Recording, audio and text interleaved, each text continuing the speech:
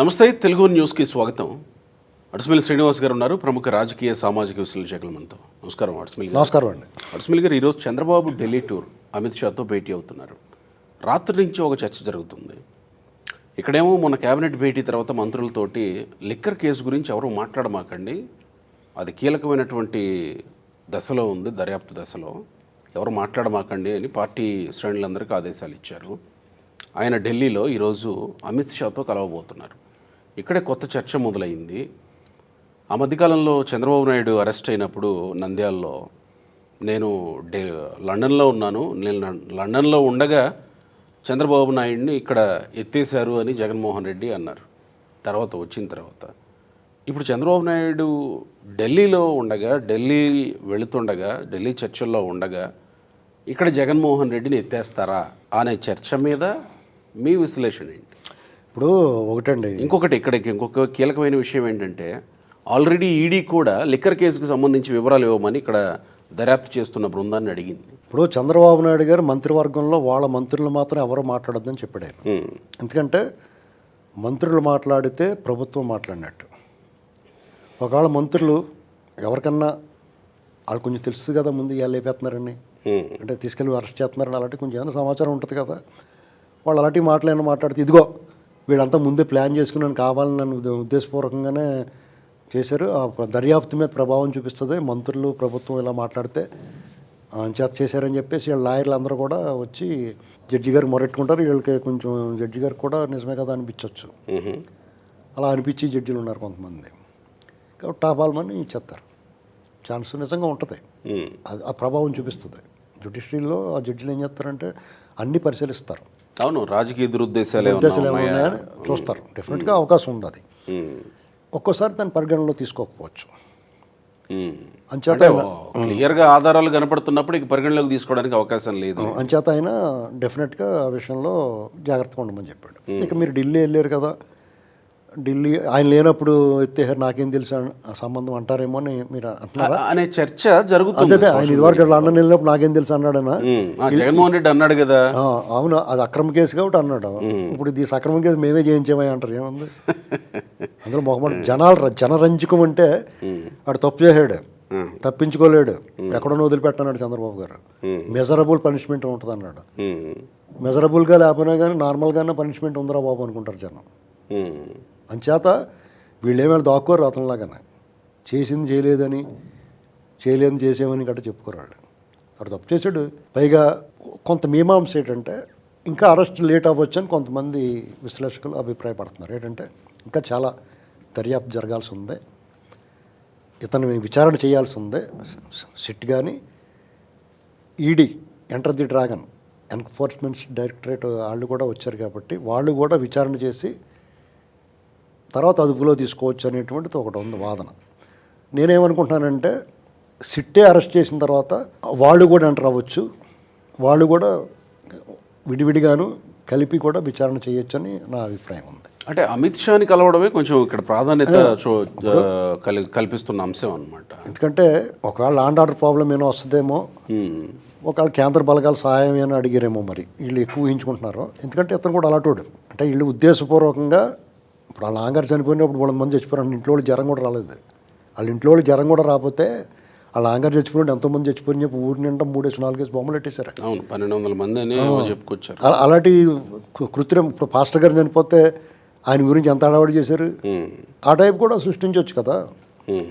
Land order problem ఏముందండి, gang వాళ్ళకి ఏముంది ఏమన్నప్పుడు మీరు నేను గొడవలు ఏం చేస్తాం, తెల్లబట్టలు వేసుకున్న వాళ్ళు లేకపోతే పెద్ద మనుషులుగా ఉండే వాళ్ళు ఎందుకు వచ్చిన గొడవరో బాబుని పోతారు. వాళ్ళ గ్యాంగ్ అందరూ ఎలాంటి వాళ్ళు ఉన్నారు. చావుకి ఒక దేశభక్తుడు, ఒక వీర జవాన్ చనిపోతే జై జగన్, సీఎం నరిసి గ్యాంగ్ వాళ్ళు. ఒకవేళ అరెస్ట్ చేసే పరిస్థితులే ఉంటే అమిత్ షాని సంప్రదించాలా చంద్రబాబు నాయుడు? అంటే కేంద్ర హోంశాఖ కదా, అమిత్ షా అని కాదండి, కేంద్ర హోంశాఖ.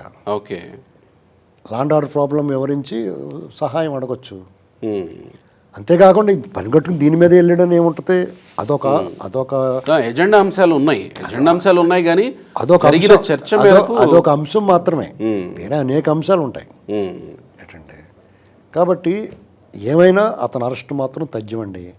అది ఇవాళ అంటే నిన్న మొన్న చూసాం మనం జగన్మోహన్ రెడ్డి కార్యకర్తల మీట్లో మాట్లాడుతూ కూడా సినిమా చూపిస్తాం ముందు ముందు మీ పేర్లన్నీ రాసి పెట్టుకోండి, ఇప్పుడు కొడుతున్నారా కొట్టించుకోండి, వాళ్ళ పేర్లన్నీ రాసి పెట్టుకోండి, రెడ్ బుక్ అని చెప్పను కానీ ఏదో ఒక బుక్లో రాసి పెట్టుకోండి, సినిమా చూపిద్దాం అని అన్నారు కదా. సో ఆ వ్యాఖ్యల్ని, ఈరోజు ప్రెస్ మీట్ని, చంద్రబాబు ఢిల్లీ టూర్ని, వీటన్నింటినీ ఒక్కొక్క డాట్ని కనెక్ట్ చేసి ఈ విధమైన చర్చకి తరలేపుతున్నారు. ఖచ్చితంగానండి. ఇప్పుడు నేను సినిమా తీశానండి, తల పోటు వచ్చేసి ఇంటర్వ్యూలో పారిపోయారు జనం. దాని సీక్వెల్ తీస్తారంటే ఏ బుద్ధి ఉన్నవాడన్నా చూస్తాడా? అవకాశమే లేదు. అసలు నాకు బుద్ధి ఉంటే మళ్ళీ తీస్తానా రెండో సినిమా? దాని సీక్వెల్ తీస్తాను? అసలు ఇతను మాట్లాడి అన్ని అసంబద్ధపు, అసలు జనం మెచ్చని నచ్చని మాటలు మాట్లాడతాడు, అందుకని ట్రోల్ అవుతాడు. అతను ట్రోల్ మెటీరియల్.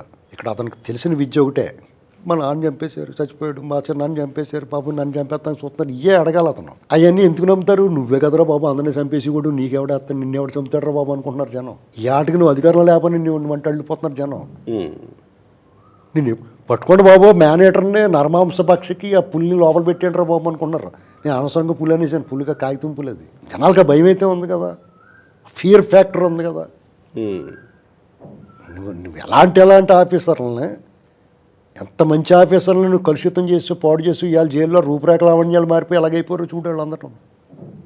బాడీ షేమింగ్ చేయకూడదు కానీ ఎంత బాగా వెళ్ళాడు సీతారామాంజలి గారు, ఇవాళ ఎలాగైపోయి వచ్చాడు బయటకు కనపడుతున్నాడు కదా. అదే టైంలో అతనిలో పశ్చాత్తాప కొంచెం సిగ్గు కనపడుతుంది, చిన్నతనంగా భావిస్తున్నాడు పాపం, ఏంట్రా ఇది అన్నట్టుగా.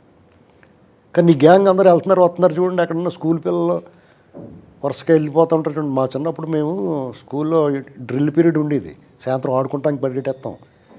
క్లాసులోంచి వెళ్ళిపోయాడు లైన్లో వెళ్ళమని మా హెడ్ మాస్టర్ కొట్టేసేవాడు, లైన్లో లేకపోతే లైన్లో మంచి ఉత్సాహంగా పరిగెట్టేసేవాళ్ళు బయటికి పారిపోతానికి ఆడుకుంటానికి.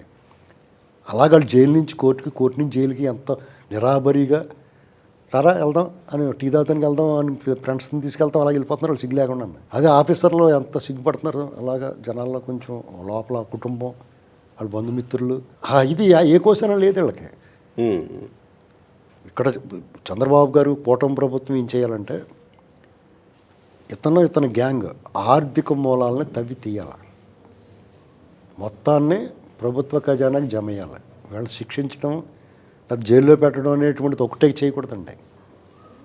వీళ్ళు చేసింది ఒక లిక్కర్ స్కామ్లో చూస్తే ఒక మానవీయ కోణం ఒకటి ఉంది.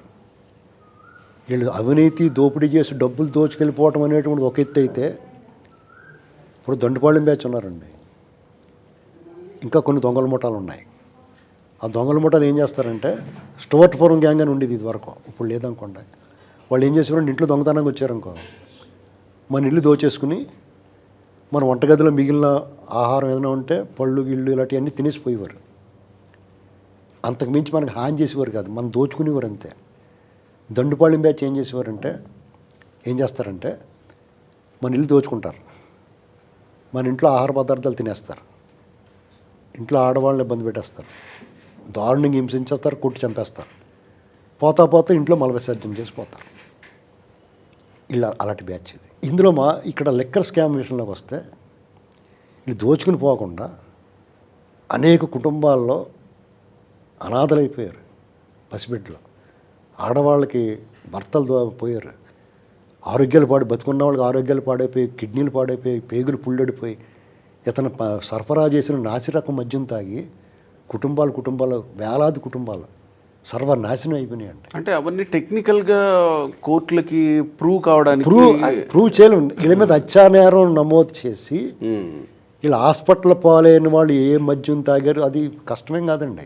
నేను ఆ కోణంలో కూడా వీళ్ళ మీద హత్యానేరం నమోదు చేయాలి. రైట్, మీరు ఆ కోణంలో విశ్లేషిస్తారు. అది కూడా చేయాలంటున్నాను. ఎందుకంటే వీళ్ళు చేసింది దోపిడీ చేసి వెళ్ళిపోవటం ఒక ఎత్తు, ఈ దండుపాళెం బ్యాచ్ లాగా కుటుంబాలను చంపేసి, రేపులు చేసి, అత్యాచారాలు చేసి, చంపేసి, ఇంట్లో మల విసర్జన చేసి పోయి అంత దుర్మార్గం చేసేటి వీళ్ళు.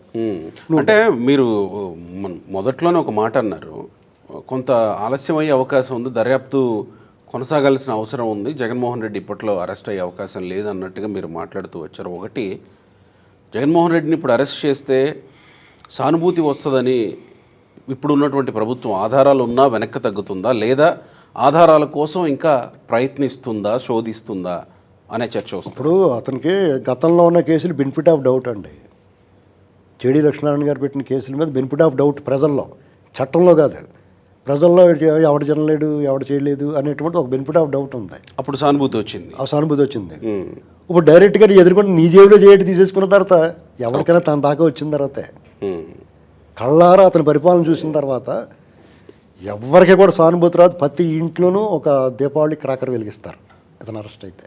అసలు దీపావళి ఇతను అరెస్ట్ అయిన రోజునే దీపావళిగా ప్రకటించుకోవచ్చు మనం, రెండో దీపావళి కింద. అతని మీద కోపం ద్వేషంతో కాదు చెప్తున్నాను నేను. అలాంటి పని చేసేయండి అతను. ఇంకా సిగ్గు లేకుండా మాట్లాడుతున్నాడు అతను. ప్రజలు ఎప్పుడైతే ఇంత దారుణంగా అని ఊసేశారో, నా విధానాలు కరెక్ట్ కాదు, నేను ప్రజా వ్యతిరేక పరిపాలన చేశాను అనేటువంటిది 10 మంది వాళ్ళు కూర్చోబెట్టి మాట్లాడుకుని మనం దోచుకుని డబ్బు ఇచ్చుకుని పారిపోతాం రా అని పారిపోవాలంతే. అప్పుడు జనం ఏమనుకుంటా పోయాడు రా పారిపోయి కొత్త పోనండి అనుకుంటారు. నువ్వు ఇంకా ఉండి చేస్తున్నావంటే నేను శిక్షించకుండా ఈ ప్రభుత్వం వదిలేస్తే ఈ ప్రభుత్వం వ్యతిరేకత అదే. వీళ్ళు ఏదో చేయలేదని వ్యతిరేకత కాదు, నువ్వు చేస్తున్న దానికి నిన్ను ఇంకా శిక్షించలేదనే వ్యతిరేకత. ఇది గుర్తుపెట్టుకోవాలి అతను. Right, thank you.